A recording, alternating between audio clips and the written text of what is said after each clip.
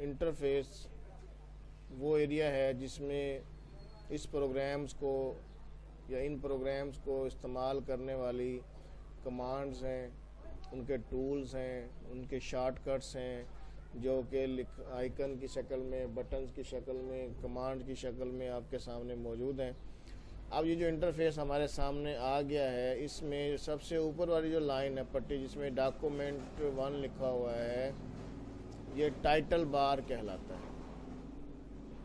इस title bar के बाद नीचे जो पट्टी है जिस पे फाइल, होम, इंसर्ट ये लिखा हुआ है, ये कमांड्स हैं, ये कहलाती हैं मेन कमांड्स, इन्हें हम कमांड मेन्यू भी कहते हैं, मेन्यू बार भी कहते हैं। इसके बाद नीचे ये कमांड्स हैं, ये सब कमांड्स कहलाती हैं, यानी हर मेन कमांड की ये सब कमांड अलग अलग से मौजूद हैं। जिस पे हम क्लिक करेंगे उसकी सब कमांड नीचे खुलती जाएंगी, ओपन होती जाएंगी। हर मेन कमांड की सब कमांड्स मौजूद हैं। और कमांड्स जो हैं ये होती क्या हैं? कमांड होती हैं सेट ऑफ इंस्ट्रक्शन, कि किसी भी एक काम को करने के लिए एक हिदायत का सेट होता है कि आप उस पर क्लिक करते हैं और वो काम हो जाता है। और इसीलिए इन्हें एप्लीकेशन विंडोज़ भी कहा जाता है कि ये एप्लीकेशंस हैं जो विंडोज़ की तरह लगी हुई हैं। आप एक विंडो में जाते हैं, उस पर क्लिक करते हैं, वो काम हो जाता है। अब ये जो वर्ड है, इसका नाम वर्ड क्यों रखा गया, इसको हमने समझना है, और इसकी मदद से हम क्या क्या काम ले सकते हैं वो हमने इसको समझना है।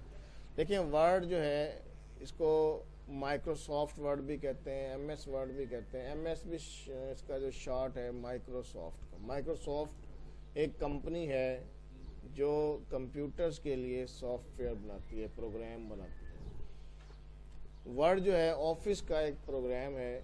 ऑफिस एक बड़ा प्रोग्राम है जिसमें Word, Excel, PowerPoint, Access, Outlook, book binder, info, दीगर प्रोग्राम्स शामिल हैं।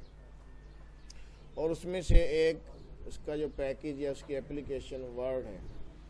अब इसका नाम वर्ड क्यों है? वर्ड का नाम इसलिए है कि इसमें हमने अल्फाज लिखने हैं। जब हम इसमें अल्फाज लिखेंगे तो हमारा डॉक्यूमेंट बनेगा, और वो डॉक्यूमेंट कोई लेटर हो सकता है, एप्लीकेशन हो सकती है, book, newspaper, articles, thesis, essays, ये सब चीज़ें आपके डॉक्यूमेंट्स कहलाएंगे। और ये सब के सब अल्फाज पर मुश्तमिल होते हैं। जब आपने कोई लेटर लिखना है तो अल्फाज लिखेंगे, आपने कोई ऐसे लिखना है तो अल्फाज लिखेंगे, आपने कोई एप्लीकेशन लिखनी है तो अल्फाज लिखेंगे। तो जब वो अल्फाज यहाँ लिखे जाएंगे, इसलिए इसका नाम वर्ड है। और जब इन अल्फाज को आप एक सफ़े पर, 2 सफ़ात पर, 10 सफ़ात पर इकट्ठा कर लेंगे तो वो एक डॉक्यूमेंट बन जाएगा। यानी एक जो फाइल है वो एक डॉक्यूमेंट कहलाएगा। उसमें चाहे 1 सफ़ा है या 1000 सफ़ात हैं, आमतौर पर जो एक फ़ाइल है वो एक डॉक्यूमेंट कहलाता है या कहलाती है। अब हमने जब इसको ओपन कर लिया है तो हमारे सामने ये जो स्क्रीन आ गई, ये जो वाइट एरिया आप देख रहे हैं ब्लैंक, ये कहलाता है टेक्स्ट एडिटर, जहाँ पर हमने टेक्स्ट को एडिट करना है।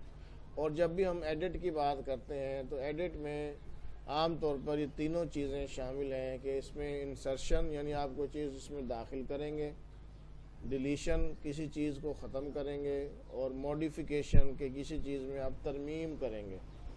एडिटिंग में ये तीनों चीज़ें शामिल हैं। इंसर्शन भी शामिल है, यानी किसी चीज़ को दाखिल करना है, किसी चीज़ पहले से मौजूद चीज़ को ख़त्म करना है, या पहले मौजूद चीज़ में तरमीम करनी है, कोई एडिशन करना है, कोई रिमूवल करना है। तो ये सारे के सारे काम इस एरिया में होंगे और इन कमांड्स की मदद से होंगे।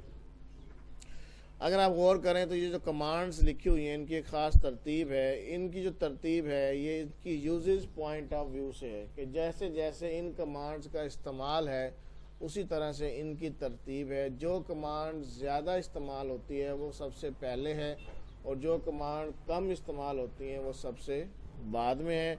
अभी आप देखें, जब फ़ाइल को हम इस्तेमाल करके आए हैं, हमने एक न्यू फाइल बनाई है तो हम यहाँ पर आए हैं। अगर फ़ाइल कोई बनेगी तो हम उसमें काम कर सकेंगे, अदरवाइज़ कोई काम नहीं हो सकेगा। फाइल के बाद ये जो होम वाला ऑप्शन है इसको हम फॉर्मेटिंग भी कहते हैं, होम को हम फॉर्मेटिंग भी कहते हैं। यानी यहाँ पर क्या करना है हमने, यहाँ पर हम अपने काम को, अपनी लिखाई को जो हमने इसमें लिखना है उसका कलर, उसका स्टाइल, उसका size, border, background, alignment, bullets and numbering, design, ये सारे काम हम इस होम की मदद से इसमें मौजूद कमांड्स को इस्तेमाल करके करेंगे। और फिर अगर आप गौर करें तो देख रहे हैं आप ये पोर्शन बने हुए हैं, अलग अलग ये जो है पोर्शन बनाए गए हैं जहाँ पर इनको अलग अलग लिखा गया। इनकी हेडिंग नीचे लिखी हुई है, क्लिप बोर्ड है, ये फॉन्ट है, पैराग्राफ है, स्टाइल है, एडिटिंग है, ये सारे के सारे हमने इनको इस्तेमाल करना है अलग अलग और देखना है ये क्या है। अब हम इसमें कुछ तहरीर करते हैं, टाइप करते हैं। अब टाइप करने के लिए अगर आप चूँकि नए स्टूडेंट हैं, टाइपिंग की स्पीड भी कम होगी, ठीक है, लिखने में टाइम भी लगेगा, तो वर्ड ने आपको एक सहूलत दी है कि आप इसमें लिखे लिखाए पैराग्राफ्स ला सकते हैं। वो कैसे लेकर आएंगे, उसके लिए हमने इक्वल का साइन प्रेस करना है और उसके बाद हमने लिखना है रैंड। रैंड ये है रैंडम का शॉर्ट है, रैंडम से रैंड लिखने के बाद हम इसकी ओपनिंग पैरेंथेसिस लगाएंगे और फिर उसके बाद एक तादाद लिखेंगे जितने पैराज आपको चाहिए, 2 चाहिए, 6 चाहिए, 50 चाहिए, 100 चाहिए, तो आप यहाँ पर वो एक तादाद लिखेंगे। तादाद लिखने के बाद आप कोसी बंद करके जब एंटर का बटन प्रेस करेंगे तो आपके सामने ये 12 पैराज जो हमने 12 की तादाद लिखी थी ये लिखे लिखाए आ गए। अब हमने इन पैराज पे काम करना है। वो क्या काम करना है, पहला पोर्शन हम इसको देखते हैं। पहला पोर्शन है हमारा कट, कॉपी, पेस्ट है और फॉर्मेट, पेंटर है, इसके बाद क्लिप बोर्ड है। इसको हमने थोड़ा सा देखना है, जज करना है। अगर आप गौर करें जो कट और कॉपी जो है ये एक्टिव नहीं है, मैं इस पर क्लिक कर रहा हूँ तो आप देख रहे हैं कि कोई भी एक्शन नहीं हो रहा। क्यों नहीं हो रहा, क्योंकि जो भी काम होना है वो सिलेक्शन पर होना है। आमतौर पर मैं स्टूडेंट को यही समझाता हूँ कि ये एक अखबार है, मैं आपको एक अखबार दे देता हूँ, आपको मैं कहता हूँ कि इसमें से एक तस्वीर काट दो और कैंची भी आपको पकड़ा दी जाती है, तो आप कौन सी तस्वीर काटेंगे? जब आपको अखबार नज़र आएगा आप कहेंगे सर इसमें तो 20 तस्वीरें हैं। फिर मैं आपको कहता हूँ ये बैक सफ़ा है, बैक पेज है, उस वाली तस्वीर को काट दें, वहाँ पर आप कहेंगे ये 8 तस्वीरें हैं। फिर मैं एक सिलेक्शन दूंगा कि ये तस्वीर काट दो, फिर आप वो तस्वीर काट देंगे, सिलेक्शन हो गई। इसी तरह जब तक आप इस टेक्स्ट में मौजूद किसी टेक्स्ट को सिलेक्ट नहीं करेंगे ये एक्टिव नहीं होगा। जैसे मैं किसी टेक्स्ट को सिलेक्ट करूंगा आप देखें ये एक्टिव हो गया। ये पहले ग्रे आउट था, अब ये ब्लैक हो गया, इसका मतलब ये अब एक्टिव हो गया। अब जैसे आप इस पर क्लिक करेंगे क्या करेगा, ये जो सिलेक्टेड टेक्स्ट है ये यहाँ से कट हो जाएगा, यानी ख़त्म हो जाएगा। बिल्कुल उसी तरह से जैसे आपने अखबार से तस्वीर को काटा तो अब अखबार में नहीं रहेगी।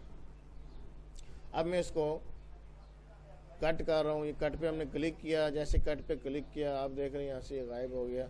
अब आपने कट क्यों किया है, क्योंकि आपको ज़रूरत थी इसकी कहीं और पर। आप कहते हैं मुझे इसकी यहाँ पर ज़रूरत थी, बिलफर्ज यहाँ पर स्पेस दे के आप यहाँ पर आके इसको पेस्ट कर देंगे, ये आ गया। वहाँ से आपने कट किया था, यहाँ पर आपने पेस्ट कर दिया। आप कहते हैं मुझे यहाँ पर भी चाहिए, अब आप यहाँ पर पेस्ट कर दें, फिर आ गया। अखबार से कट की हुई चीज़ एक जगह लगा सकते हैं क्योंकि वो एक है। यहाँ पर आपने कट करने के बाद जितनी मर्तबा चाहें और जहाँ जहाँ चाहें उसे पेस्ट कर सकते हैं। फॉर एग्ज़ाम्पल मैं एक नई फ़ाइल बनाता हूँ, कंट्रोल N की मदद से, ये शॉर्टकट है नई फ़ाइल बनाने का। ये नई फ़ाइल आ गई, अब यहाँ पर मैंने पेस्ट करना है और पेस्ट का शॉर्टकट क्या है, कंट्रोल V। ये शॉर्टकट है, देखें पेस्ट हो गया। कंट्रोल V प्रेस करेंगे तो उसका ये वो जो कट किया हुआ डाटा था वो पेस्ट हो जाएगा। देखें यहाँ पर आप लेके जाते हैं माउस तो नीचे ये आ गया, ये दिखा रहा है, ये इसका शॉर्टकट है। कट का शॉर्टकट कंट्रोल X होता है, ठीक है। कॉपी का शॉर्टकट कंट्रोल C होता है। तो ये शॉर्टकट्स भी हम इस्तेमाल करेंगे, वक्तन फ़वक्तन इसको हम डिस्कस भी करेंगे। अब मैं दोबारा से उसी फाइल में आ रहा हूँ। अब मैं कहता हूँ कि मैंने ये जो अखबार है किससे लिया है, इसमें जो एक इश्तिहार आया हुआ है वो और लोगों और जिसको मैंने लिया है मांग के उसको वापस करना है, लेकिन अब मुझे भी चाहिए वही चीज़ और अखबार भी वापस करना है, तो जाहिर है फिर आप कट तो नहीं करेंगे, फिर आप क्या करेंगे, कॉपी, उसकी फ़ोटो कॉपी कराएंगे।